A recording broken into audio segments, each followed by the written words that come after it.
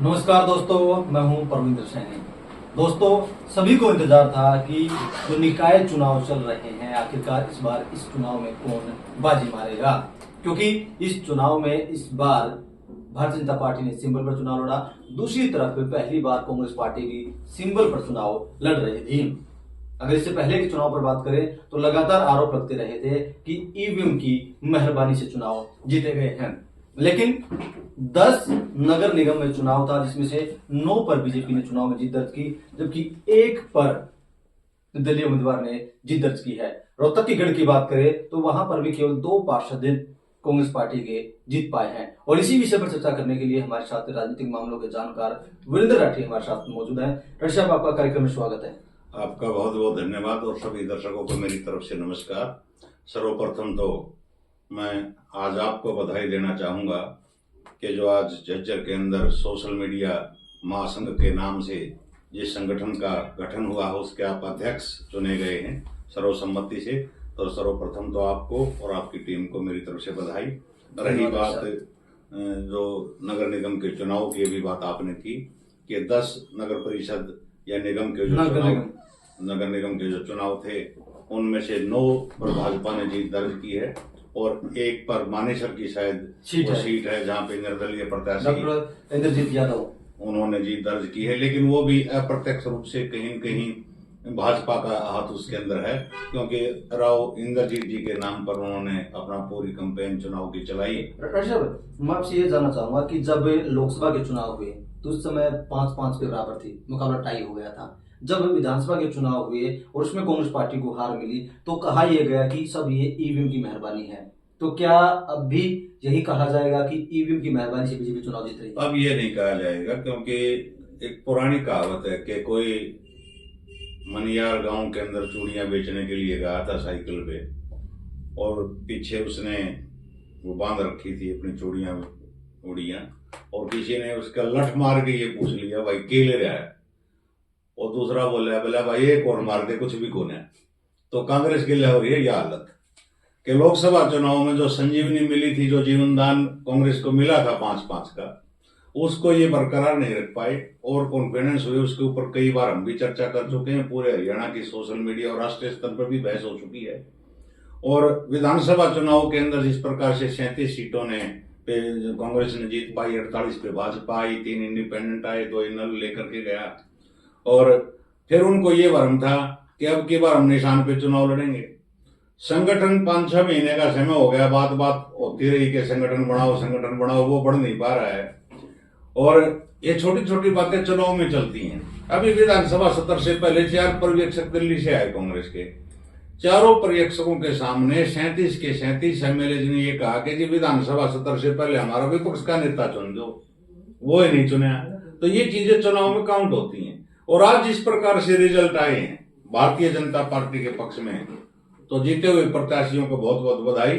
और कांग्रेस को तो मनियार वाली स्थिति कांग्रेस के साथ है कि जो अब निकट समय में छोटे चुनाव आएंगे या बड़े चुनाव आएंगे, दिल्ली का आपने देखा, हरियाणा के बाद दिल्ली का चुनाव हुआ, तीसरी बार 0 पे कांग्रेस रही और जो बड़े नेता कांग्रेस के हरियाणा के रहे उनके बयान आज सुनो कि मतलब छोटे चुनाव में भाग नहीं लेता। भाई तेरा लड़का तेरा युवराज तो खूब भाग ले रहा था, अपने होम डिस्ट्रिक्ट में तूने प्रचार नहीं किया, भाग नहीं लिया, तो निशान पर क्यों लड़ाओ थे?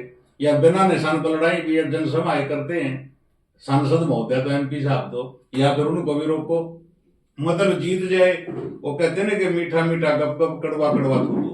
जो हार का श्रेय आज तक विधानसभा का किसी ने नहीं लिया कि हमारे कारण विधानसभा में हारे, वही स्थिति ये है। अब भी ये हार भी स्वीकार नहीं कर रहे और कहते हैं कि मेरा कोई वास्ता नहीं, मेरा कोई लेना देना नहीं, मैं तो भाग नहीं। क्यों नहीं लेता? और भाग नहीं लेता तो फिर पार्टी ने एक्शन लेना चाहिए कि जो पार्टी फोरम के ऊपर जो नेता काम नहीं कर रहा है, अपने प्रत्याशियों के लिए प्रचार नहीं कर रहा है, फिर उसको पद चाहिए कांग्रेस के सारे। सत्ता आ जाए तो मुख्यमंत्री का भी चाहिए, सत्ता ना आए तो विपक्ष का नेता का भी चाहिए और प्रदेश अध्यक्ष भी अपना होना चाहिए। चीज सारी चाहिए, लेकिन पार्टी के लिए काम नहीं करना तो पार्टी कब तक ढोएगी भाई? एक जिस तरीके से चुनाव में ये बात तो साफ हो गई कि ईवीएम का जादू नहीं है, ये जनता का जादू है। निश्चित रूप से आज का परिणाम आप फरीदाबाद का देखो, एक भारत के अंदर रिकॉर्ड कायम हो गया है।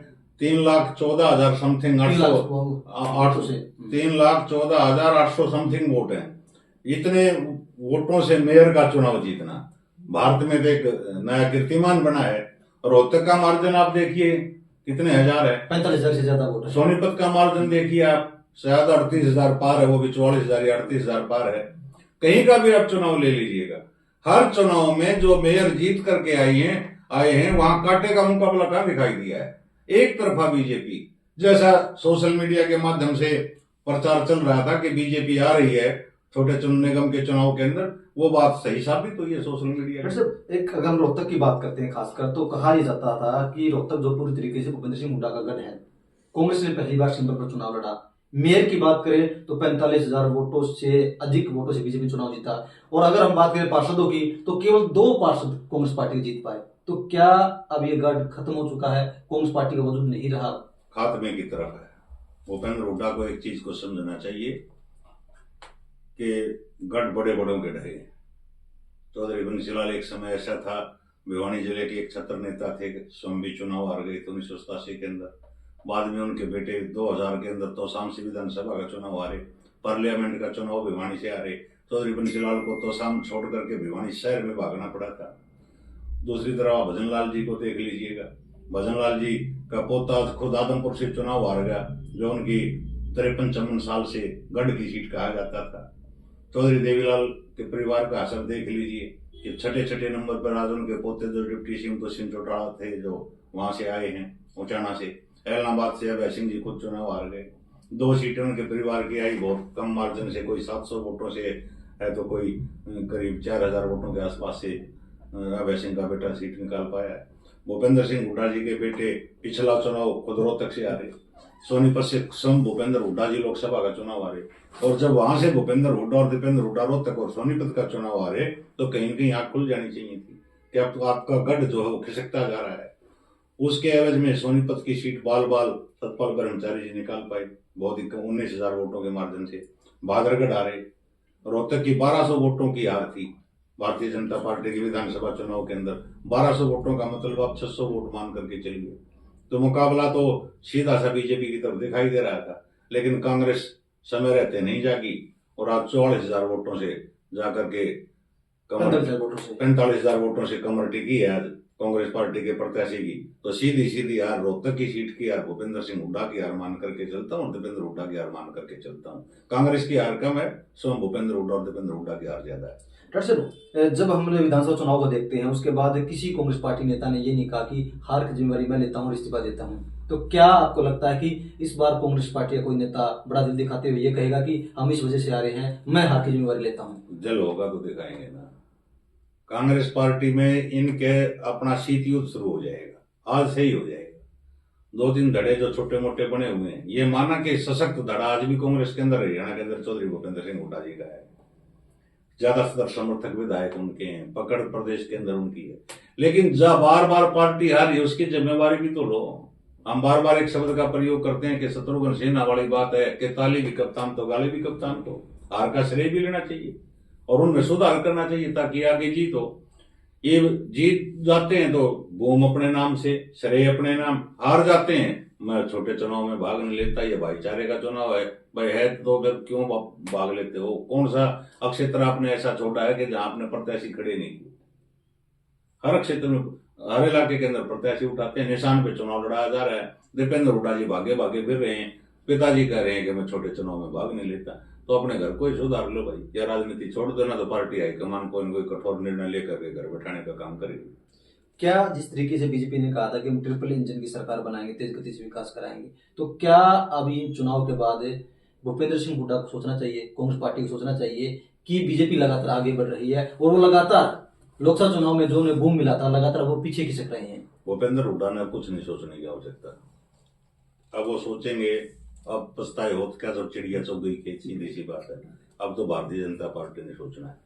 केंद्र में भाजपा की सरकार है, प्रदेश के अंदर भाजपा की सरकार है और आज इस प्रकार से जो छोटे चुनाव के अंदर एक बम्पर जीत नगर निगम चुनाव के अंदर जो मिली है वो भाजपा की को जीत मिली है। तो ट्रिपल इंजन की सरकार हरियाणा के अंदर होगी।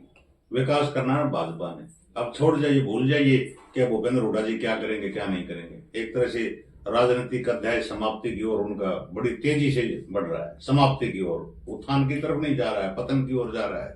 तो उनसे ज्यादातर प्रदेश की जनता भी अब ये पहचान चुकी है कि भूपेंद्र हुड्डा के अंदर कितना दम आज बचा है, कितना नहीं बचा है। बहुत बड़ी उम्मीदें प्रदेश की जनता को चौधरी भूपेंद्र सिंह हुड्डा जी से थी, लेकिन धीरे धीरे करके उन उम्मीदों पर जब ये खरा नहीं उतर पा रहे हैं तो प्रॉपर रोहतक शहर की जनता ने भी आज दिखाया, पहले सोनीपत ने दिखाया, रोहतक शहर ने दिखा दिया कि जिस प्रकार से इनकी लोकप्रियता का ग्राफ गिरा है, तो भविष्य के अंदर कांग्रेस पार्टी किसी दूसरे नेता को विकल्प के रूप में तलाशेगी। और जैसा मैंने कहा था, अगर इस गढ़ को बचाना है तो आम सिंह दांगी जैसे निष्ठावान जो कांग्रेस के प्रति समर्पित नेता और ईमानदार नेता हैं कि उनके हाथ में कांग्रेस की बागडोर दे देनी चाहिए, ताकि इस इलाके के अंदर ही नहीं, हरियाणा प्रदेश के अंदर कांग्रेस पुनर्जीवित हो सके। डॉक्टर साहब, एक बयान लगातार चल रहा है कि जब दादा गौतम से सवाल पूछा गया कांग्रेस को लेकर, आपने भी सुना होगा, तो उन्होंने कहा कि यही कांग्रेस है। दादा गौतम ने बाहर निकल करके जब पत्रकारों ने पूछा कि कांग्रेस के बारे में आप क्या कहना चाहोगे, तो साथ में भूपेंद्र सिंह हुड्डा जी खड़े थे, तो उन्होंने कहा ये कांग्रेस खड़ी है भाई, यही कांग्रेस है, कांग्रेस भूपेंद्र हुड्डा ही है हरियाणा के अंदर। एक तरह से वही तंज की कसा था जो पिछले विधानसभा चुनाव के अंदर नारा था कि अब की बार कांग्रेस सरकार, कहीं किसी पोस्टर के ऊपर नहीं लिखा हुआ था, केवल एक ही स्लोगन लिखा था कि अब की बार हुड्डा सरकार। तो वही इशारा कहीं कहीं दादा गौतम ने भूपेंद्र हुड्डा जी की तरफ किया। तो क्या हम ये मान सकते हैं कि अब यहाँ पर मंथन करना पड़ेगा कांग्रेस पार्टी को, आत्मचिंतन करना पड़ेगा, नहीं तो जिस तरीके से जेजेपी पार्टी खत्म हो चुकी है, पार्टी खत्म हो चुकी है, वहीं असर कांग्रेस पार्टी। आत्मचिंतन के लिए मैं उनको एक ही लाइन बताता हूँ, ना तो कांग्रेस पार्टी ने कोई हार के कारणों का पता लगाने के लिए किसी कमेटी की गठन की जरूरत। क्यों कमेटी गठित करेंगे, वो 10 मीटिंग लेगी, जिले वाइज मीटिंग लेगी, 10 नगर निगमों में जाएगी कि क्या कमियां रही, क्या कमियां नहीं रही, फिर उसका विश्लेषण करेंगे, फिर आरोप प्रत्यारोप होंगे कि इस कमेटी के अंदर हुड्डा गुट के ज्यादा मेंबर थे, कोई कहेगा शैलजा गुट के ज्यादा मेंबर थे, एक दूसरे के विरोध में अगर रिपोर्ट आ गई तो सीधा सा एक ही बात है कि कांग्रेस पार्टी हारी क्यों, जनता ने वोट नहीं दिया। जनता वोट देगी तो ये जीतेंगे। जनता के जो डिमांड है उनके ऊपर लड़ाई कांग्रेस पार्टी को सड़क पर आकर के लड़नी पड़ेगी, और उनके जो अधिकारों की मांग जनता की कांग्रेस ने उठानी पड़ेगी। अगर ये सेटिंगबाजी का फार्मूला कांग्रेस पार्टी जिस प्रकार से पिछले 2-3 चुनाव के अंदर हम देख रहे हैं करती रही बीजेपी, तो जनता समझ चुकी है जब तक जनता के अधिकार की आवाज नहीं उठाएंगे तो जनता कांग्रेस के साथ नहीं जुड़ेगी, और कांग्रेस कभी सत्ता में आएगी भी नहीं। इसी प्रकार से चलती रही तो चलिए दोस्तों, कहीं ना कहीं तस्वीर साफ है कि नायब सिंह सैनी का जादू जो है वो चल गया, और भूपेंद्र सिंह हुड्डा का जादू नहीं चल पाया। कांग्रेस पार्टी पूरी तरीके से धराशायी हो गई। 10 नगर निगम की सीट थी, 9 पर बीजेपी, जबकि 1 पर निर्दलीय है। और कहीं ना कहीं अब कांग्रेस पार्टी को आत्मचिंतन जरूर करना पड़ेगा। जिस तरीके से डॉक्टर साहब ने बताया, कांग्रेस पार्टी को सोचना जरूर पड़ेगा। तमाम विषयों पर चर्चा करने के लिए डॉक्टर साहब आपका बहुत बहुत धन्यवाद। बहुत बहुत शुक्रिया।